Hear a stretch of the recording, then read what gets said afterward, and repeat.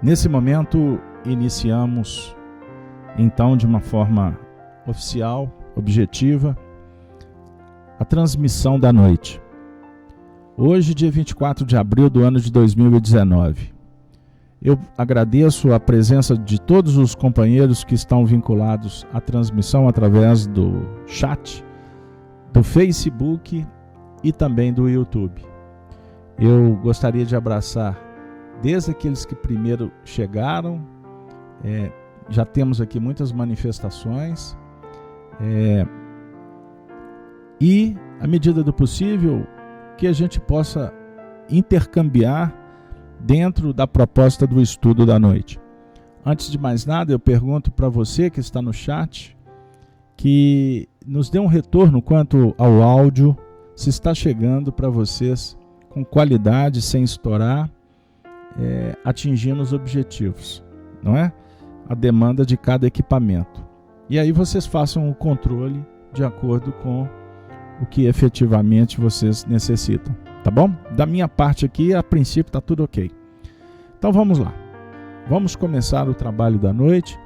Inclusive, inicio trazendo a novidade que o nosso horário agora de transmissão das cartas de Paulo será, então, todas as quartas-feiras, às 18h30 e não mais às 19 horas. Nós estamos reduzindo 30 minutos, antecipando. Então vamos lá. Hoje, o tema: saudações e conselhos. Nós vamos iniciar o estudo da carta de Paulo aos Romanos, no seu capítulo 16.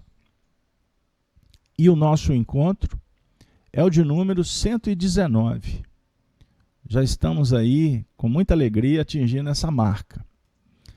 Nós vamos, nesse momento, iniciando a tarefa, eu vou projetar para vocês o texto que vai definir o estudo da noite. Vocês vão perceber que nós costumamos a trabalhar em algumas reuniões um versículo, dois, ou alguns trechos. E hoje, essa carta, nós vamos trabalhar de uma forma, nesse encontro, com um grupo de versículos maiores, né? Mais versículos neste grupo. Então vamos lá. Vou fazer a leitura. Primeiro versículo, carta de Paulo aos Romanos, que na versão que eu utilizo, que é da imprensa bíblica, a que eu prefiro, ao invés da Sociedade Bíblica, que é mais conhecida, a imprensa bíblica de João Ferreira de Almeida também, ela traz para nós a seguinte versão. Primeiro versículo. Recomendações, saudações e votos, aliás, foi o título dado pelos editores dessa versão a esta abordagem deste capítulo. Então vamos lá, primeiro versículo, sem delongas. Paulo diz assim aos amigos romanos: recomendo-vos, pois, Febe, nossa irmã, a qual serve na igreja que está em Cencreia, para que a recebais no Senhor, como convém aos santos, e a ajudeis em qualquer coisa que de vós necessitar, porque tem hospedado a muitos, como também a mim mesmo. Saudai a Priscila e Áquila, meus cooperadores em Cristo Jesus, os quais, pela minha vida, expuseram suas cabeças, o que não só lhes agradeço, mas também todas as igrejas dos gentios. Observação. A palavra igreja, na verdade, ela foi uma adequação que foi feita muitos séculos à frente, porque no original se trabalha a ideia de comunidade. Então vou repetir, versículo 4. os quais pela minha vida expuseram suas cabeças, o que não só lhes agradeço, mas também todas as comunidades dos gentios. Ó, saudai também a igreja que está em sua casa. Saudai aí Epéteno, meu amado, que és as primícias da Ásia em Cristo. Saudai a Maria, que trabalhou muito por nós. Saudai a Andrônico e a Júnia, meus parentes e meus companheiros na prisão, os quais se distinguiram entre os apóstolos e que foram antes de mim em Cristo. Saudai a Amplias, meu amado no Senhor. Saudai a Urbano, nosso cooperador em Cristo, e a Eustaques, meu amado. Saudai a Apeles, aprovado em Cristo. Saudai aos da família de Aristóbulo. Saudai a Herodião, meu parente. Saudai aos da família de Narciso, os que estão no Senhor. Saudai a Trífena e a Trífosa, as quais trabalham no Senhor. Saudai a amada Perside, a qual muito trabalhou no Senhor. Saudai a Rufo, eleito no Senhor, e a sua mãe, e minha. Saudai a Ansícrito, a Flegonte, a Hermes, a Pátrobas, a Hermas, e aos irmãos que estão com eles. Saudai a Fílogo, e a Júlia, a Nereu, e a sua irmã, e a Olímpias, e a todos os santos que com eles estão. E a palavra santos aqui a gente vê também que foi um ajuste no tempo. Saudai a todos da comunidade. Saudai-vos uns aos outros, com o santo ósculo. As igrejas de Cristo vos saúdam.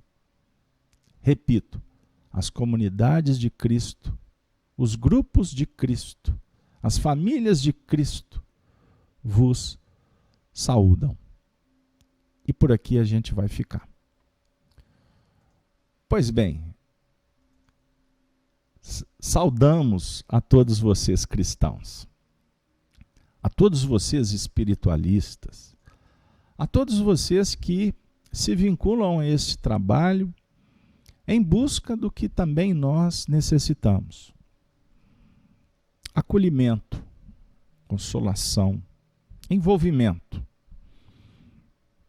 enternecimento, entendimento no que remonta à vida que devemos viver, compreender, desenvolver filosofia, mas também nos emular na ciência do bem viver, prática, o que nos robustece, o que nos fortalece, o que enaltece, os valores que efetivamente nos auxiliam nessa grande jornada.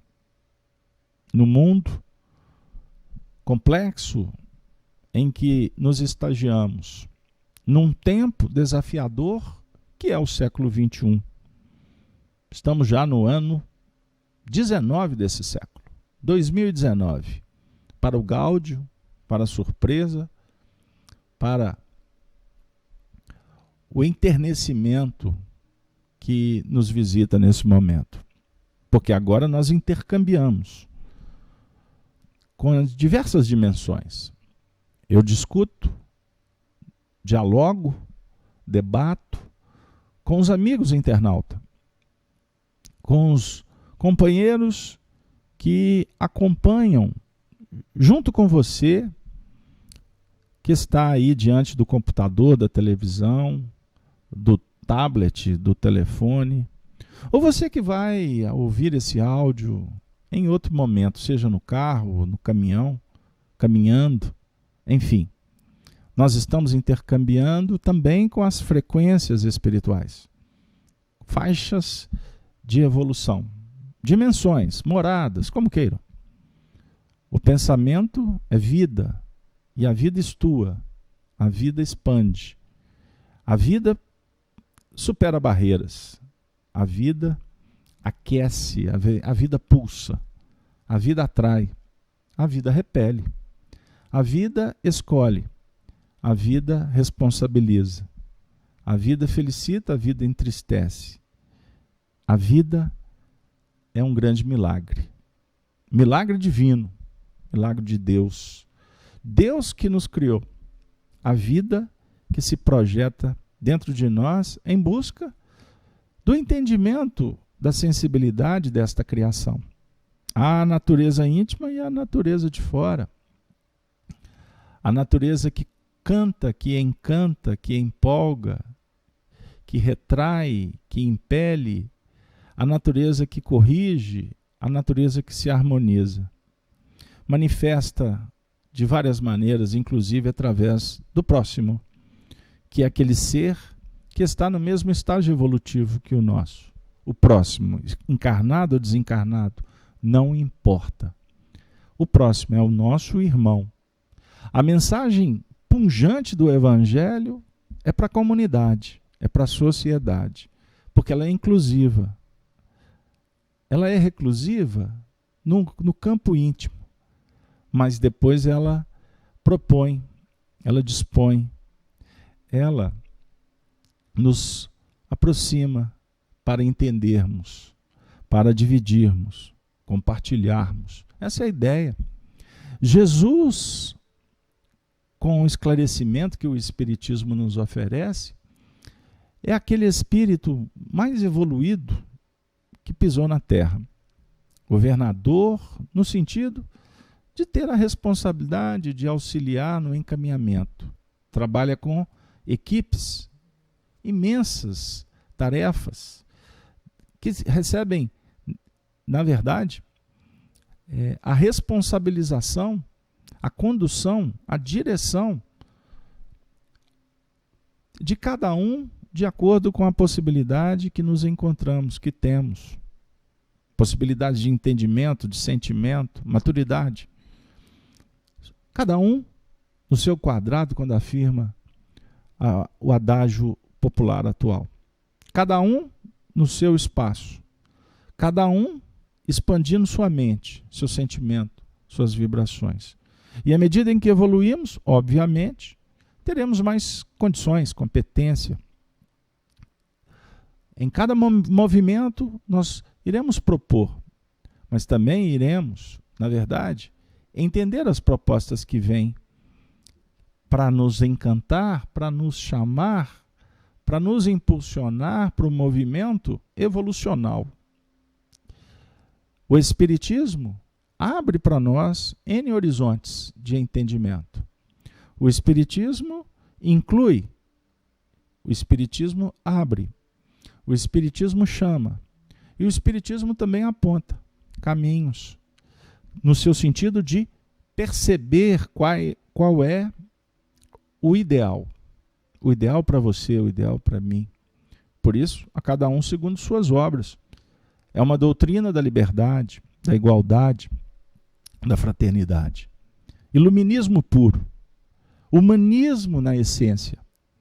Espiritismo é o cristianismo, no seu sentido amplo, dinâmico e extremamente atual, futurista.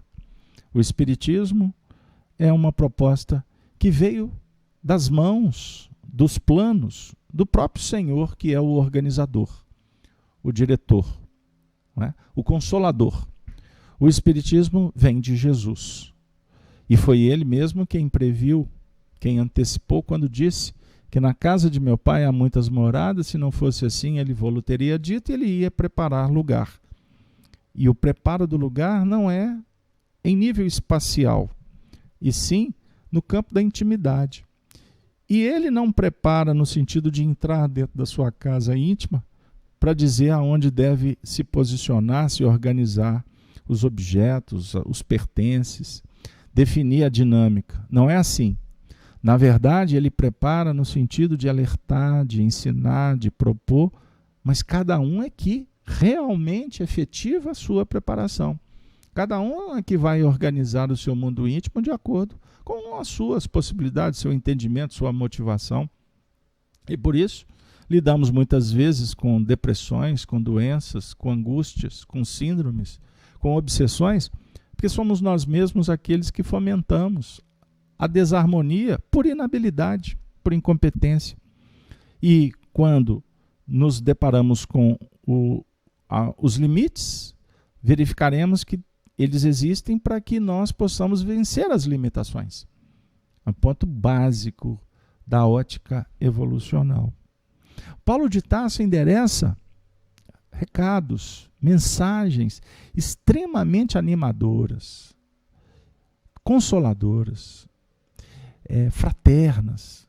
Quando ele vai citando um por um, ele vai se posicionando como um membro de uma família.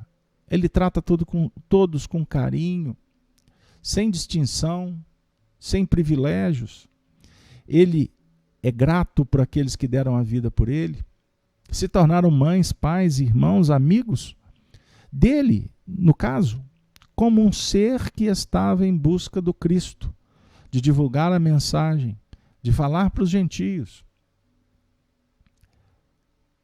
e de falar também para os judeus. Os judeus que já conheciam e insistiam em caminhar por outras sendas, como a da rigidez, da ortodoxia, ou das projeções, em alguns casos hipócritas, moralistas. Os gentios, aqueles que não conheciam, que não tinham ainda as novidades, precisavam delas. E em alguns casos os gentios se tornavam mais sensíveis à mensagem do Cristo, porque dentre os gentios que Paulo encontrou pelo caminho, geralmente ele lidava com sofredores, com aqueles que precisavam de uma nota de esperança, de alguma dica, de algum apontamento. São aqueles que, no Sermão da Montanha, Jesus fala que são bem-aventurados, aflitos, sequiosos, sedentos de justiça. Mas bem-aventurados os que são misericordiosos, porque quem opera na misericórdia, a misericórdia respalda, advoga, liberta, abre, consola, indica, enfim. Paulo de Tarso, quando tocado pelas notas do Evangelho, realmente promove uma grande mudança na sua intimidade, porque ele também era judeu, doutor da lei, rígido, defendia com unhas e dentes, com as garras afiadas, a mensagem mosaica. E foi ele que se torna, inclusive, o maior perseguidor dos cristãos, na afirmativa própria. Foi ele que assinou esse disco de perseguidor. Ele não se julgava apóstolo, digno de ser apóstolo, e muito menos santo, como a mensagem que encontramos nos textos configura, a definir que santo, na verdade, não existe. Nós podemos nos santificar na verdade, mas santificar as ações, o mundo íntimo, e não condição para se definir poder ou aproximação de ócios superiores. Essa linguagem é uma linguagem de poder heteronomo, que nós adequamos para materializar o reino dos céus, que é um projeto de ordem interior, que é valoroso no seu sentido de apaziguar, de aproximar, de ganhar, de conquistar no seu sentido íntimo e não nos planos da horizontal, do poder efêmero, das conquistas que definem privilégios, que utilizadas geralmente para nos vincular a retaguarda que insiste em fomentar as nossas paixões, a vaidade, a presunção. Não, a mensagem do Evangelho é outra. É uma mensagem que nos conta sobre a importância de dizer sim a uma nova vida.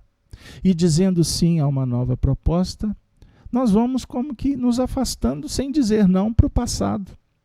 É uma questão apenas de adequação de um movimento que vai garantindo um novo estágio, uma nova proposta, mas sem criar conflito, medo, dúvida, brigas, utilização de forças indevidas. Não. Quando nos deparamos com estes fatos, com estas circunstâncias, na verdade, elas são expressadas pela condição humana, pela ineficiência, a ineficácia. Ainda há um sistema que nos guarda de uma forma sofisticada do novo, da luz, de uma dinâmica que possa realmente trazer paz. Então a gente vive uma guerra permanente, a ansiedade, a querer tudo de uma forma abrupta, rápida.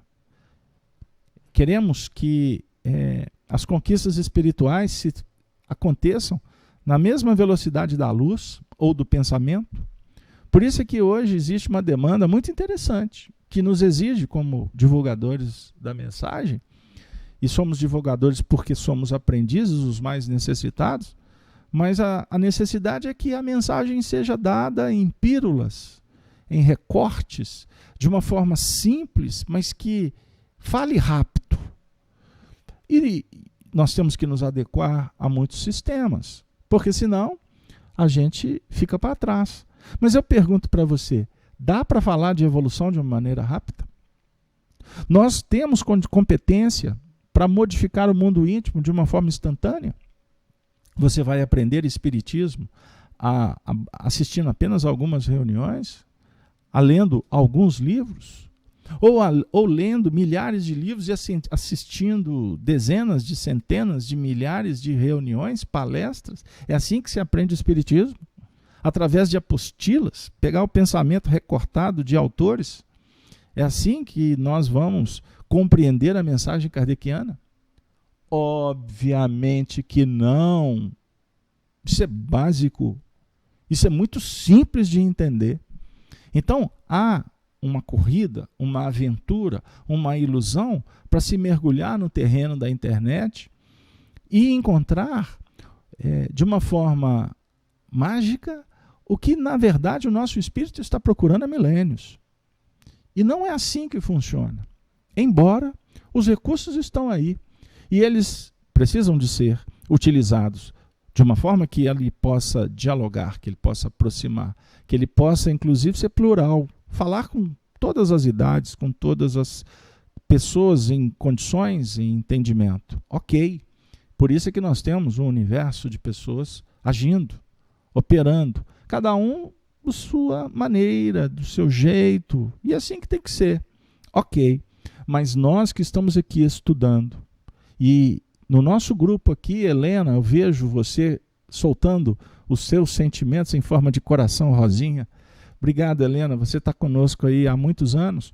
Sabe, Helena, já ouviu de nossa boca, porque nós somos papagaio, nós repetimos o que nós lemos na mensagem espírita. Nós temos batido nisso há muito tempo. Não se aprende espiritismo como se aprende qualquer matéria do mundo. É diferente.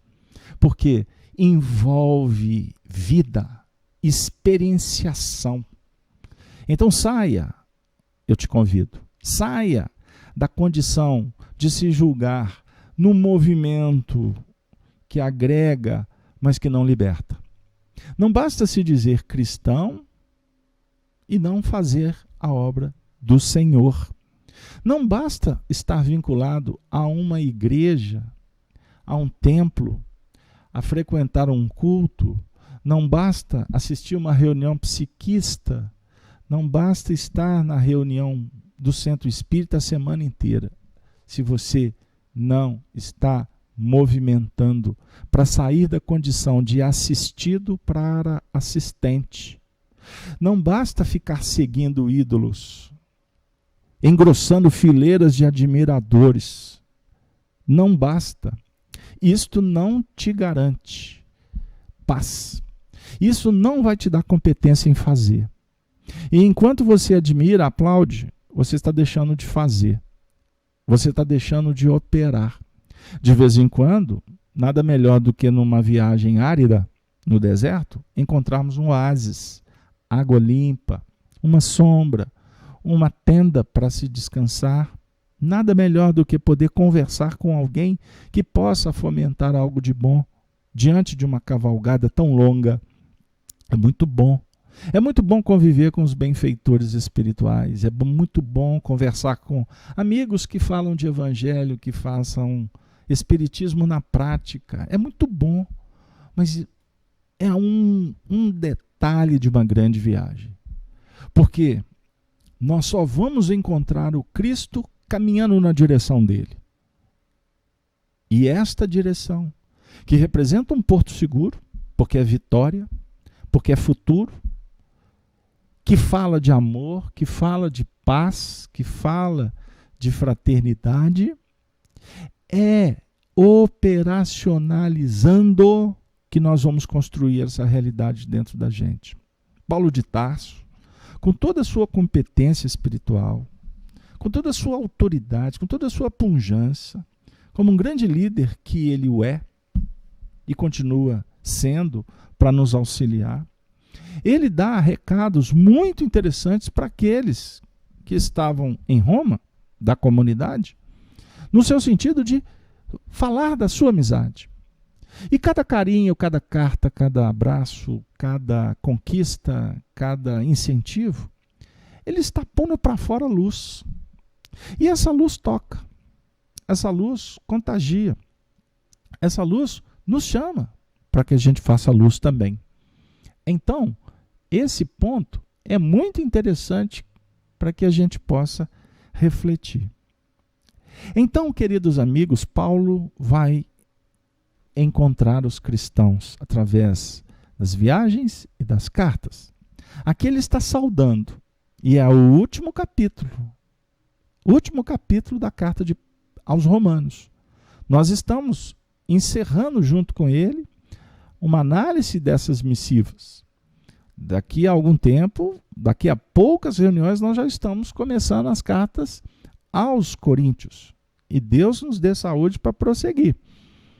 E, para nos auxiliar, Emmanuel, o enviado de Paulo de Tarso, aquele que comenta o Evangelho, à luz do Espiritismo, como um grande filósofo, um grande exegeta dos novos tempos, Emmanuel tem uma mensagem interessantíssima no livro Fonte Viva, editado pela FEB, no capítulo 17, intitulado Cristo em Nós.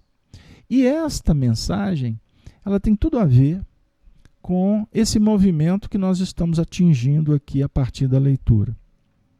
Emmanuel diz assim,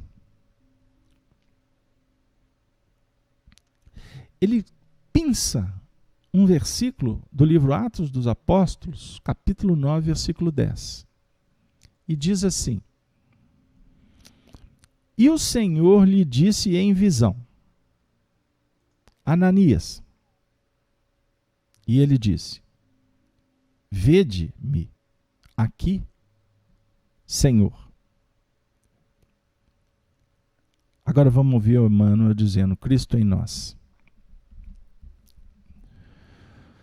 Os homens esperam por Jesus.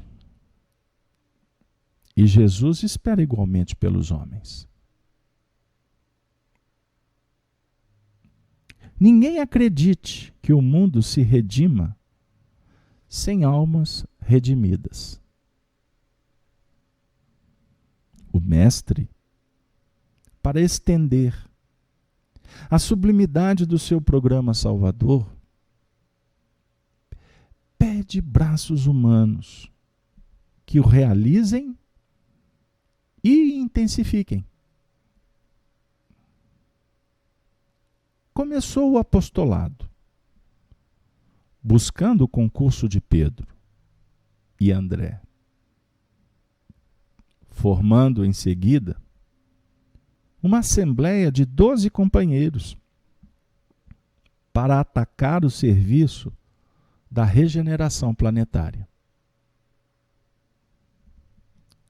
E desde o primeiro dia da Boa Nova, convida insiste e apela.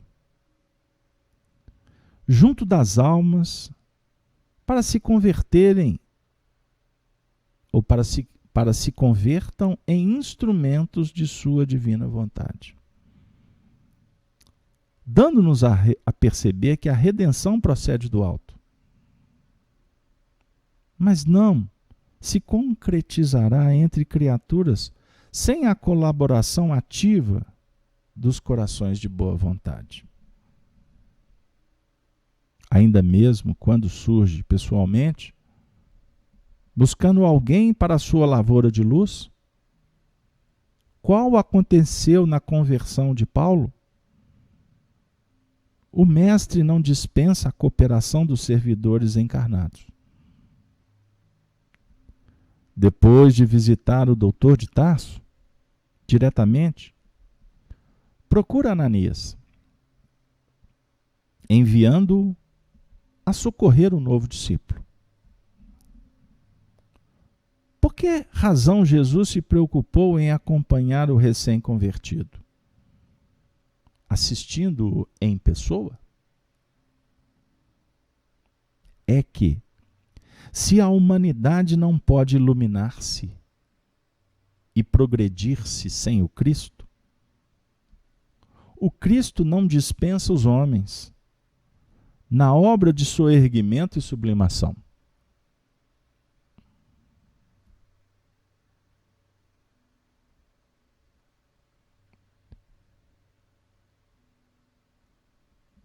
Ide e pregai. Eis que vos mando. Resplandeça a vossa luz diante dos homens. A seara é realmente grande, mas poucos os ceifeiros. Semelhantes afirmativas do Senhor provam a importância por ele atribuída à contribuição humana. Amemos e trabalhemos, purificando e servindo sempre. Onde estiver um seguidor do Evangelho, aí se encontra um mensageiro do amigo celestial para a obra incessante do bem. Cristianismo significa Cristo em nós.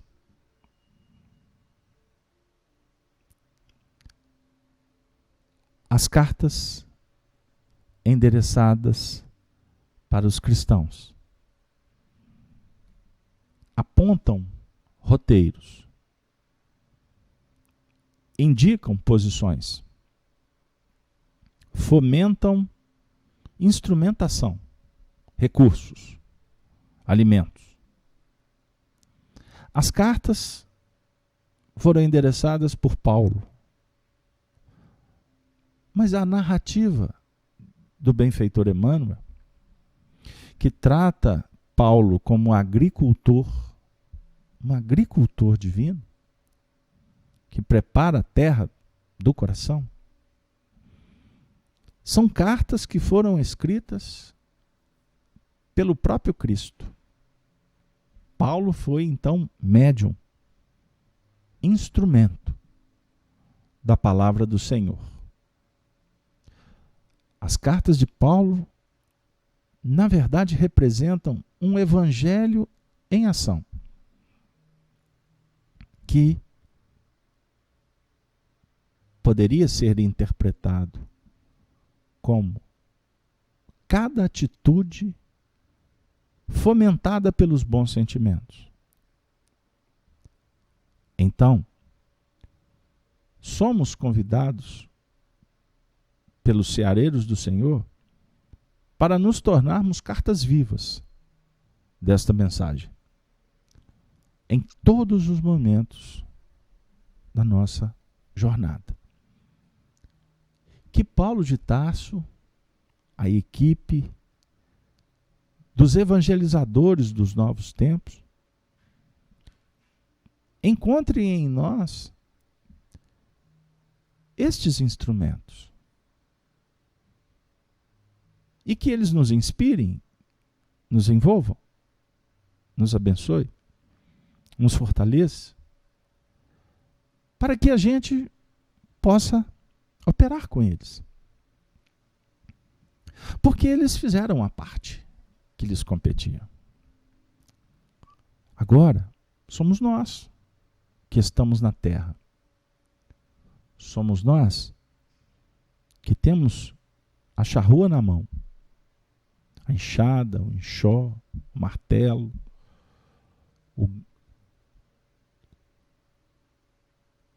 somos nós que estamos com os pés no chão, suando, sangrando, chorando, sorrindo, dançando, enxugando lágrimas.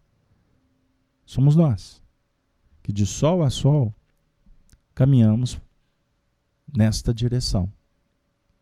Bem-aventurados seremos quando permanecemos. Lamentamos quando hesitamos, quando evitamos. Mas é muito bom, porque estamos vivendo. E perceber a vida é algo sublime. Perceber a possibilidade, encontrar motivação, dar prosseguimento, é majestoso. Porque vamos verificando a utilidade. É muito bom ser útil. É muito bom se sentir operante. É o que os espíritos estão, na verdade, incentivando para que a gente compreenda. Porque a cada momento em que a gente dá um passo adiante, o nosso coração se enche, se engrandece. E a gente se sente como filhos de Deus, herdeiros de uma vida muito boa. Felicidade almejamos, devemos conquistá-la. Essa competência, essa tarefa é de cada um. Então, queridos amigos, quando Ananias se coloca e o Senhor diz, estou aqui, a mensagem chega para cada um de vocês, como para mim, como uma notícia muito legal. Jesus está dizendo, vede-me. Ele está falando, olhe adiante. Porque quando a gente olhar para o dia seguinte, para o instante que está à frente, com bondade no coração, com esperança, nós iremos ver o Cristo. Com os braços estendidos na nossa direção, dizendo, vinde a mim, todos que estáis cansados e sobrecarregados, que eu vos aliviarei. Mas tomai sobre vós o meu jugo e aprendei de mim, aprendei, porque sou brando e humilde de coração. Assim encontrareis paz. Paz, amigos, é o que todos nós desejamos nesse momento. Que a gente possa acreditar nela e perceber ela dentro da própria intimidade, como conquista. A paz não está lá fora. A paz é uma realização, é estado da alma. Que o Senhor da vida nos ajude para que a gente possa construir a paz. A minha paz vos dou, não vou lá dou como o mundo a dá. Tende bom ânimo. eu venci o mundo. E como cristãos, nessa comunidade bendita, que é a Rede Amigo Espírita, a Casa de Kardec aqui em Belo Horizonte, nessa parceria junto com a Rádio Brasil Espírita, tem promovido, é de um valor muito especial. Porque quando a gente se agrupa em busca do mesmo ideal, com certeza que a gente se fortalece juntos. Juntos seremos união. Juntos seremos cristãos. Valeu, uma boa noite para todos. Eu aproveito para convidar os amigos do Rio de Janeiro para acompanhar nesse próximo final de semana, a partir do dia 26, sexta-feira, o lançamento do novo livro do Calvário, A Redenção, Chico Xavier, que estamos levando em primeira mão para os amigos do Rio, e depois vamos sair pelo Brasil distribuindo esta obra que vai tocar muitos corações. Eu prometo. Ficou muito legal poder trabalhar com o conteúdo em torno da vida de Chico Xavier e seus familiares. Eles se tornaram cartas vivas do Evangelho. Valeu, assim eu me despeço com a saudação dos cristãos dos primeiros tempos, dizendo: Ave, Ave, Ave, Ave Cristo. Valeu, obrigado, boa noite para todos.